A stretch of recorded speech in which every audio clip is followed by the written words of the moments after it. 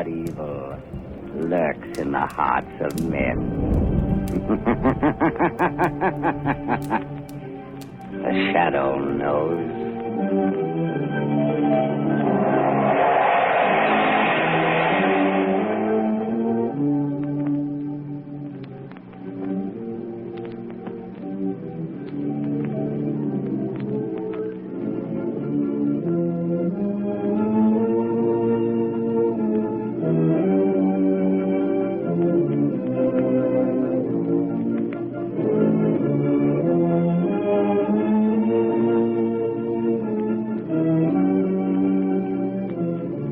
Ladies and gentlemen, in a moment, The Shadow will be on the air with a thrilling new adventure. But first, let me tell you about a new kind of tire that makes wet weather driving safer than you've ever dreamed possible. It's the new Goodrich Silvertown tire with the Lifesaver tread. Next time it rains, just notice the way your windshield wiper sweeps the water right and left to give you clear, safe vision. Well, that's how the amazing Lifesaver tread on the new Goodrich Silvertown tire performs on a wet road. It sweeps the water right and left, forces it out through the deep drainage grooves, makes a dry track for the rubber to grip, gives you the quickest non-skid stops you've ever seen. And you get this life-saving skid protection plus Golden Ply blowout protection at no extra cost. So play safe.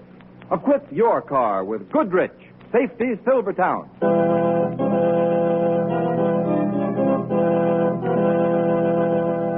Shadow, Lamont Cranston, a man of wealth, a student of science, and a master of other people's minds, devotes his life to righting wrongs, protecting the innocent, and punishing the guilty.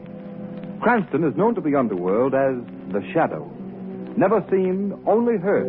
The Shadow's true identity is known only to his constant friend and aide, Margot Lane. Today's story, The Tomb of Terror.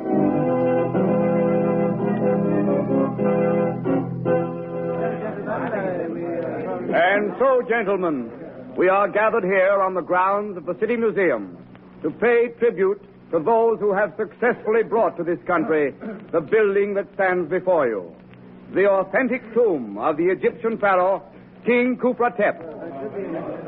It is my pleasure to present to you now the man who is largely responsible for its discovery, transportation, and reassembly.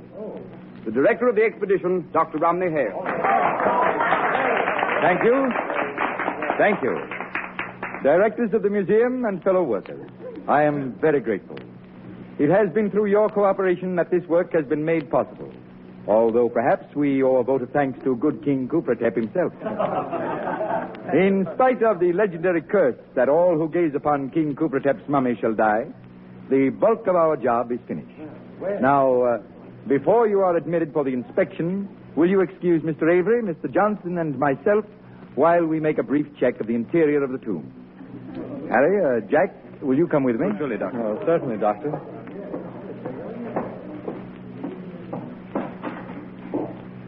Well, gentlemen, how does the place look to you? Why, Doctor, you've done an amazing job. It looks exactly as it did when we first unearthed it in Egypt. Thank you. Would you like to pay your respects to His Majesty? Oh, indeed I would, Doctor. Very well. Will you help me with the lid of the mummy case? Oh, sure. There you are. Khufra-Tep the King, Lord of Egypt. My, magnificent face. Yes, wonderfully preserved. We are defying the ancient curse by looking upon that face. Oh, come, Dr. Hale. Surely you don't believe... Look at the mummy's eyes. Why, that's strange. They seem to glow. Yes, I see it, too. A sort of unearthly light. What is this, Doctor, a trick? No, gentlemen, I give you my word. I don't know what it could be. The light's growing brighter. I don't like this. It's uncanny. Close that case. Let's get out of here, Doctor. I can't understand it. If we hadn't all seen it, I would... What's the matter? Take his arm, Jack. Let's get him outside. What's wrong? What's the matter with Dr. Hale? I don't know. He suddenly collapsed. He was... Jack, what's the matter with you? Someone get a doctor, quick. These two men are very ill. Harry, what happened in there? Well, Mr. Rafferty, I was... Harry! Catch him. He's falling. Harry. Here, man, tell me what happened. Mr. Rafferty, it was... The eyes. The eyes. Yes. It's King Khufra-Tep's curse.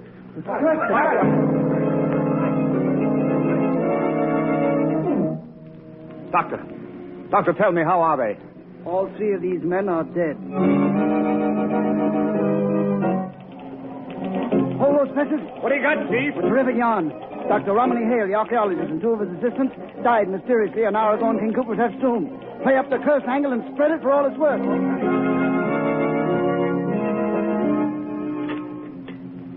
Dry soup, cream on the side. Some of those donuts, too, please. Oh, donuts? Lamont, do you suppose we can dunk? Certainly, Margot. Lunch wagon etiquette not only allows dunking, it encourages it. Here's your donut, Chief. That'll be 26. Here you are. Let's keep the change. Thanks. Say, Bud, is there anything new on them guys that kicked off over at that coffee, the Kipper, that Egyptian king? No, nothing new. Hey, how about my ham on rye? Right with you, right with you. What do you make of that tomb affair, Lamont? Just amazing. The newspapers are playing up the superstition fallacy. You don't think that all three deaths were due to coincidence? Hardly that, but I certainly don't hold to the Kufratep curse theory. But something strange must have happened in that tomb. Unquestionably. According to the newspaper reports, one of the three men before he died was heard to mutter something about eyes, terrible eyes. And his last words were King Kufratep's curse. They were undoubtedly terrified by something they saw in there. They did not die of fear. Oh, I know. According to the doctors, they all died natural death. Yes, that's quite true. One of pneumonia, one of typhoid, and one of heart disease. That's the way the doctors had to write their death certificates. Perhaps when the truth is known, they will have to be changed. Changed? What do you mean, Lamont? You finished eating? Oh, yes. Should we take a walk? Oh, all right, let's go. Good night, boss. Good night. Night. Lamont, what did you mean the death certificates will have to be changed? Three men do not die within seconds of one another of different diseases without a single underlying cause. Oh, that's true. Margot, the mysterious death of those three men has challenged the imagination of the shadow. I must find out the medical details of the death of those men. Then you think there's more in it than the papers have printed? I know there is. I can get those details for you. Good. As soon as you have the necessary information, communicate with me. The shadow will await your call.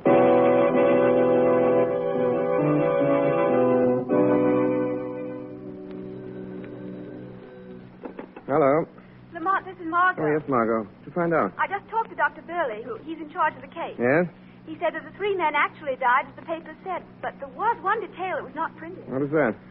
Well, the doctors themselves don't seem to understand it, but an examination of the victim's blood has shown in each case a complete absence of leukocytes. Leukocytes. Yeah. Those are white corpuscles. Yes. Do you realize what that means?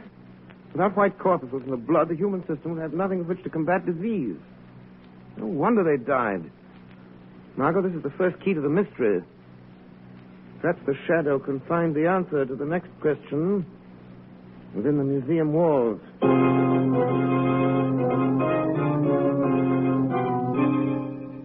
I tell you, we must go through with the public opening of the tomb, as originally planned. But will the public be there? We'll have to take that chance. Gentlemen, I wish we had never started this project. Now, see here, Kent. You've been acting like an old woman about this whole thing. But, Mr. Rafferty, We've poured thousands of dollars of the museum's money into the tomb, and it's up to us to dispel this nonsense about the Kufratep curse. I am not so sure that it is nonsense. Rubbish. Oh, you can't dismiss the fact that three men died. They all died natural death. I wouldn't be too sure about that, Mr. Rafferty. Who's speaking? Who is that? I am called the Shadow. The shadow? I've heard of you. What do you want of us? I've been investigating the deaths of your three colleagues. I've come to warn you that no one must be permitted within the walls of the tomb. Why do you say that? Because anyone who enters may not come out alive.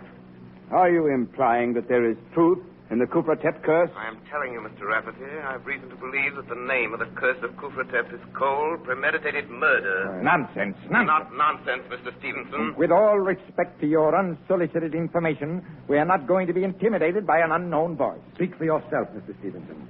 I am inclined to respect the Shadow's warning. Quiet, Kent. On what grounds, Shadow, do you base your statement? You will have to accept what I've said on faith. I've had enough of this. Wait, Mr. Stevenson. We may learn more. No, I'm going to rid us of this hocus-pocus once and for all. Yes. What do you propose to do, Stevenson? I'm going into that tomb tonight, right now. Don't do that, Mr. Stevenson. I know what I'm doing, Shadow. Well, who'll accompany me? Don't tell me that you're all afraid. Why, no, not at all. But perhaps none of us should be too hasty. Very wisely spoken, Mr. Rafferty. Very well. Then I shall go alone. You are very foolhardy, Stevenson. We shall see. Who has the key to the tomb? I have, Mr. Stevenson, but... Now, give it to me. Mr. Rafferty, can't you persuade him to change his mind? Don't you think, Stevenson, Kent, we might... give me the key. Very well. Here you are. Thank you. Now, wait. We'll accompany you to the door of the tomb. All right. You may be going to your death, Stevenson. I'll chance that. Come along, men. Well, here we are. Have any of you changed your mind? Mr. Rafferty? No, thank you. Hawkins? I prefer to wait outside. I know there's no use asking you, Kent. Don't go in there, Mr. Stevenson. Something horrible waiting for you in there. Give me that flashlight. I'll find that out for myself. He's in the tomb. Nothing horrible has happened in here yet. Don't touch the mummy case. Why not? Might as well make the investigation complete. Don't, Stevenson. You mustn't. Can't any of you stop him? What can we do? I'm opening the mummy case. We've got to get him out of there. I'll go myself. Here, come back here, Ken. Stevenson! I'm looking at the mummy's face. Hey, that's strange. There's something peculiar here. Come away from that mummy, Stevenson. Kent! Stevenson! I insist that you both come out of there at once. But there's something here that I don't understand. There seems to be... Kent! It's happened. He's choking. Kent, bring him out here. I'm trying to. Here. All right, Stevenson. Here, now just lean on me. Stevenson. Man, what happened? I looked at Guffaw. He's dead. He's dead. It's not possible. The shadow was right. Yes, gentlemen. Stevenson ignored my warning. Has perished. This should convince all of you that there is a ruthless killer masked behind the Kufratep curse.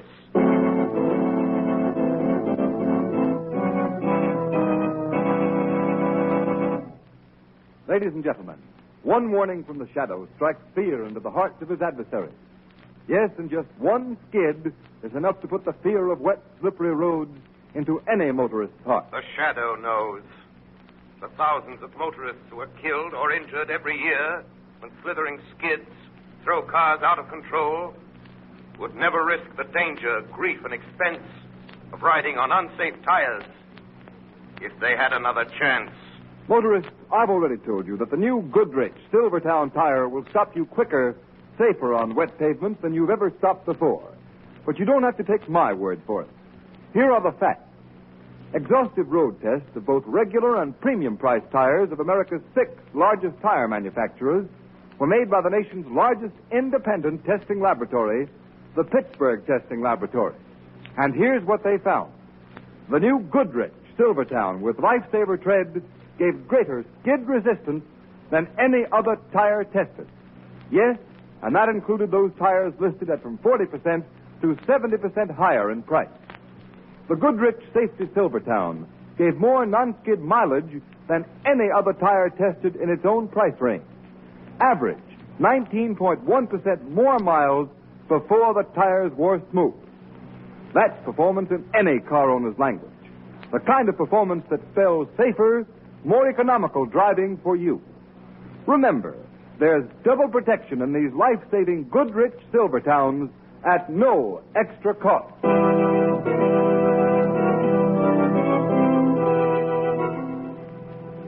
Margot, what did you learn about Stevenson's death? Well, Lamont, the doctors officially called it influenza. What about the blood test? It was the same as the others. The white corpuscles had been destroyed. Just as I thought. That proves that Stevenson was murdered, too, and by the same instrument. But, Lamont, what can that instrument be? It may be a serum, poison gas. I don't know.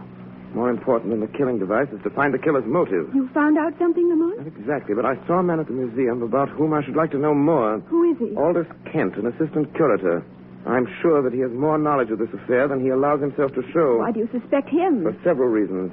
His apparent concern for Stevenson's safety was a bit overdone. For a scientist, he was surprisingly naive about the Kufratep curse, and most important, in spite of his outward fear, he followed Stevenson into the tomb. I'd like to know more about that man, Margot. And that's where you can help me. Yes, Lamont, but how? By visiting Kent as a newspaper woman. Interview him about his career. Find out whether he's interested in any branch of science other than archaeology.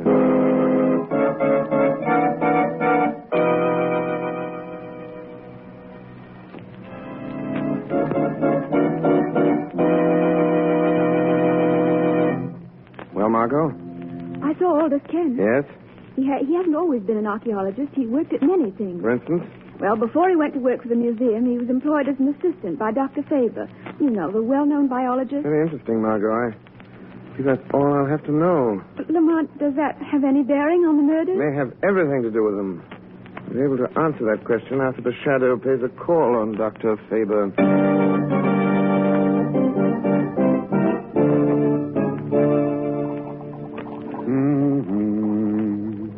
Dr. Faber. Eh? What? Who's that? Don't be startled, Dr. Faber. Who are you? I am the shadow.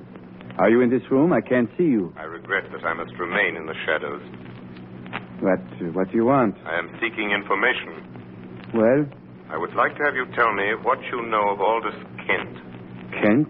Aldous Kent?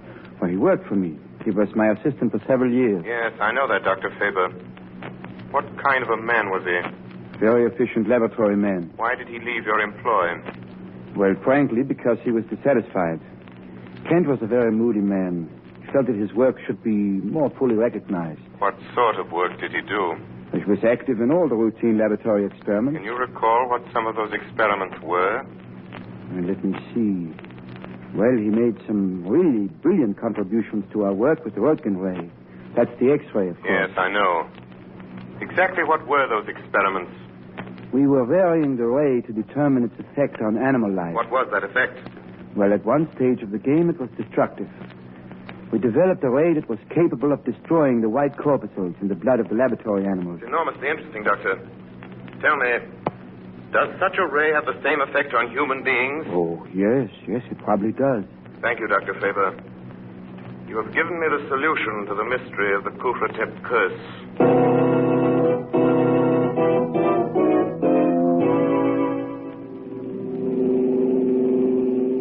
I feel certain, Margot, that the machine of death is concealed somewhere within Kufratep's tomb. But why must you go there tonight? Because I can investigate without danger of interference. There's no time to be lost. Can't you confront Kent with the information you already have? No, Kent's a clever man. He might give him time to destroy the evidence. And we could pin nothing on him. Yes, I see. If I can uncover the deadly ray and positively identify Kent with it, he can be tricked into capture. Here's the museum. I'll turn in this driveway. As a precaution, I'll switch off the headlights. Lamont, I hate to have you going into that tomb alone. It's an eerie-looking place. Nothing will happen to me. Yes, that's what the others thought. The others weren't aware of the real danger as I am. Hand me the flashlight, Margot. Here you are. Thank you.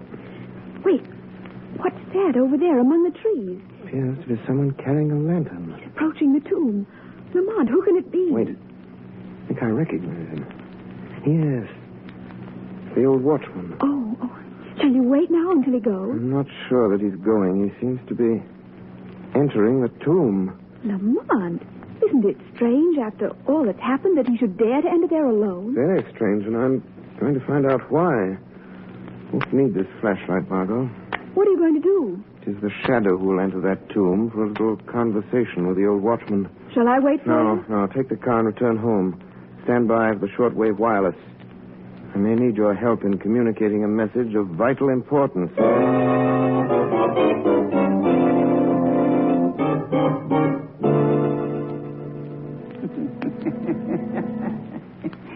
Good evening, Your Imperial Majesty. I've come again to see that you are resting well. Your work is nearly done. Only one more to gaze into your eyes. And then the vengeance is complete. You have served me well. Who speaks? Who indeed would speak within the resting place of the king? Are you the... Yes. It is I, Kufratep, Pharaoh of Egypt. Oh, Your Majesty. Rise up. You need not kneel in my presence. Yes, Your Highness. Do not tremble. You have nothing to fear. You are not angry? Angry? Why should I be angry toward one who serves my interests? I have come to reward you. To reward me? Yes. But first, I must have an accounting. Well, what do you mean? You must tell me how you brought death to the defilers of my tomb by the curse which bears my name. Oh, the credit is not mine, Your Majesty. Whose then? Aldous Kent. Aldous Kent? Why should he concern himself with me? It is not your vengeance alone that he seeks, but his own as well, and mine. Kent is a great man, but no one will recognize him. They keep him slaving in the museum day after day, doing all the real work. Well, some others get the glory, just as they did to me. And now he's evening his score. Hale, Avery, Johnson, Stevenson, all those have paid for their stolen fame. But one more must die. Hawkins. And then Kent will achieve the position that is rightfully his. Do you know how Kent destroyed those men? Of course. I helped him, Your Majesty. Yeah, it was clever. So clever.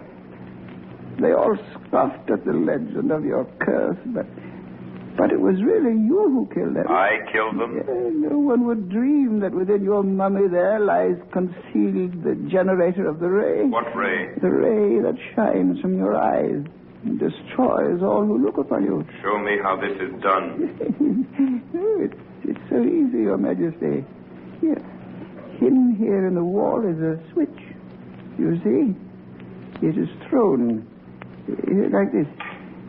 Then whoever approaches the mummy case, as I'm doing, and lifts the lid, so, and gazes into your eyes, the gleam of death shines upon them. Oh, what have I done? I didn't mean to look.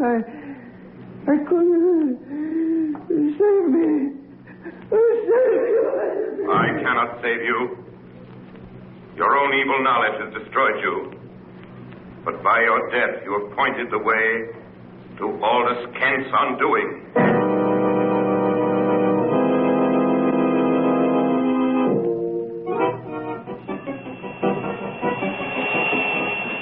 Margot Lane. Calling Margot Lane. Calling Margot Lane. Communicate with Rafferty, the director of the museum, at once. Tell him to arrange the public opening of the tomb tomorrow as planned. Be sure that both Kent and Hawkins will be there. This is important. Margot, tell Rafferty that he must follow my directions implicitly. A man's life is at stake.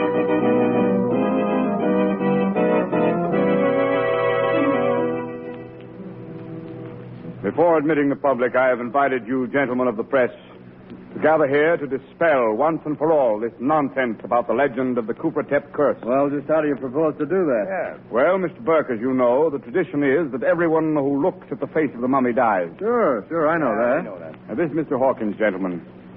He is the sole survivor of the Cooper-Tep expedition. Yeah, we know Hawkins. He has volunteered to show you that there is no truth in the stories that your newspapers have played into national prominence. What's he going to do? The mummy case will be opened in your presence, and Mr. Hawkins will personally gaze on Cooper-Tep. Now, this ought to be good. Are you ready, Mr. Hawkins? Well, Very well, you may proceed. Mr. Rafferty, Go ahead, Hawkins. Mr. Rafferty, I can't. I changed my mind. What? What do you know? But, Mr. Hawkins, do you realize what this means? Yes, Hawkins, you must go through with it. I'm afraid not, Kent. I've lost my nerve. The prestige of the museum is at stake. Well, you seem to have changed your attitude, Kent. Well, I disapproved of this plan at the beginning, but as long as you've gone this far, I think you should carry it out. Well, Kent is right. Well, I'm sorry, but, well, when I think of the others, what happened to them, and seeing them die, I just can't. Well, boys, looks like the show's over. Let's go. Wait, gentlemen, don't leave. Now, Mr. Hawkins, if I volunteer to look on the mummy's face first, will you follow me? Well, That's certainly fair enough, Hawkins. Very well. Have I your permission to open the mummy case, Mr. Rafferty? Yes, you have. You're very brave, Mr. Kent. Who's that? It's the Shadow. The Shadow? Boy, what a yarn this is going to be. Shadow, why are you here? I anticipated your performance, Mr. Kent.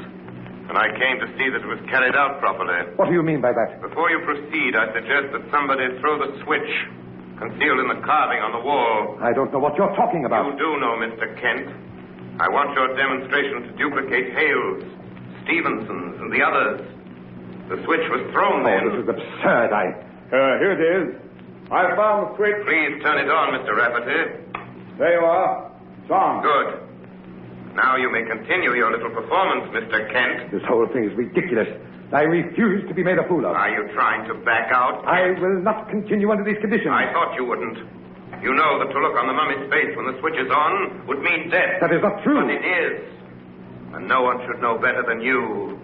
Concealed within that mummy is a murderous ray. That ray is your own conception. That's a lie. There is no ray. Then why don't you look on Kufratep now? Because Then you shall be forced to do so. Oh, no. Rafferty, Hawkins, leave the mummy case. Come on, Kent. I won't. Let go there. Let go. Somebody left the lid of the case. Let go. I won't look. Now, Aldous Kent, stare long into the eyes of Kufratep. You see the evil light that glows within them? That's what the others saw. No. I didn't. I confess. I killed him, but don't make me look at it. He's dead. Then it's true. There is a ray. Not any longer, gentlemen. I removed the machinery that generated that ray. All that you have just seen was carefully staged to trap Aldous Kent. He is dead. He died of fear. Fear of the thing which he himself created. You have all witnessed the end of the curse of Kufratep. A curse which fell justly on the true desecrator of the tomb.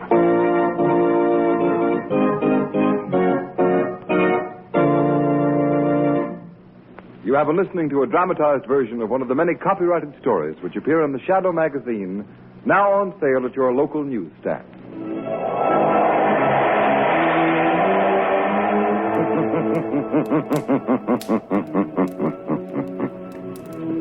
The weed of crime bears bitter fruit.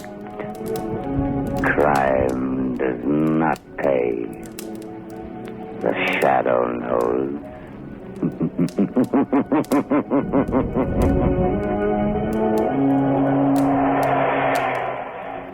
All the characters and all the places named are fictitious. Any similarity to persons living or dead is purely coincidental.